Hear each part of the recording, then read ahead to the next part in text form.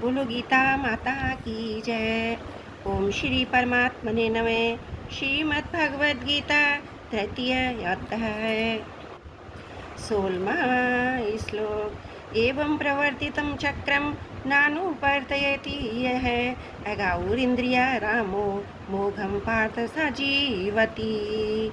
हे पार्थ, जो मनुष्य इस लोक में इस प्रकार परंपरा से प्रचलित षष्ठी चक्र के अनुकूल नहीं बरतता, अर्थात अपने कर्तव्य का पालन नहीं करता, वह इंद्रियों के द्वारा भोगों में रमण करने वाला पापायु पुरुष व्यर्थ ही जीता है।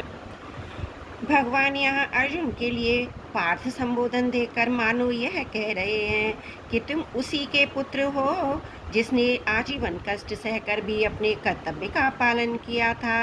अतः तुम्हारे से भी अपने कर्तव्य की अवहेलना नहीं होनी चाहिए। जिस युद्ध को तू घोर कर्म कह रहा है वह तेरे लिए घोर कर्म नहीं प्रत्युत यज्ञ कर्तव्य है। इसका पालन करना ही षष्ठी चक्र के अनुसार बरतना है। इसका पालन ना करना षष्ठी चक्र के अनुसार ना बरतना है। एवं परिवर्तितम चक्रम नानुवर्तनीयते यह, जैसे रथ के पहिए का छोटा सा अंश भी टूट जाने पर रथ के समस्त अंगों को एवं उस पर बैठे रथी सारथी को भी धक्का लगता है, ऐसे ही जो मनुष्य 14वें 15वें श्लोकों में वर्णित षष्ठी चक्र के अनुसार नहीं चलता, वह समिष्ट चक्र के संचालन में बाधा डालता है। संसार और व्यक्ति दो विजातीय वस्तु नहीं है। जैसे शरीर का अंगों के साथ और अंगों का शरीर के साथ घनिष्ठ संबंध है, ऐसे ही संसार का व्यक्ति के साथ और व्यक्ति का संसार के साथ घनिष्ठ संबंध है। जब व्यक्ति कामना, ममता, आसक्ति और अहंता का त्याग करके अपने कर्तव्य का पालन करता है, तब उससे संपूर्ण सृष्टि में स्वतः सुख पहुँचता है। इंद्रिया राम है। जो मनुष्य कामना, ममता, आसक्ति आदि से युक्त होकर इंद्रियों के द्वारा भोग भोगता है, उसे यहाँ भोगों में रमण करने वाला कहा गया है। ऐसा मनुष्य पशु से भी नीचा है, क्योंकि पशु नए पाप नहीं करता, प्रत्युत पहले किए गए पापों का ही फल भोगकर निर्मलता की ओर जाता है। परंतु इंद्रियाराम मनुष्य नए नए पाप करके पतन की ओर जाता है, साथ ही षष्ठी चक्र में बाधा उत्पन्न करके संपूर्ण षष्ठी को दुख पहुंचाता है। अघाऊ षष्ठी चक्र के अनुसार ना चलने वाले मनुष्य की आयु, उसका जीवन केवल पाप में है। कारण कि इंद्रियों के द्वारा भोग बुद्धि से भोग भोगने वाला मनुष्य हिंसा रूप पाप से बच ही नहीं सकता। स्वार्थी, अभिमानी और भोग तथा संग्रह को चाहने वाले मनुष्य के द्वारा दूसरों का अहित होता है, अतः ऐसे मनुष्य का जीवन पाप में होता है।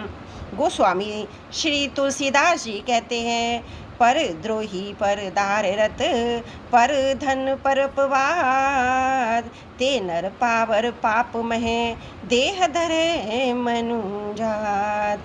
मोघम पार्थ सा जीवती।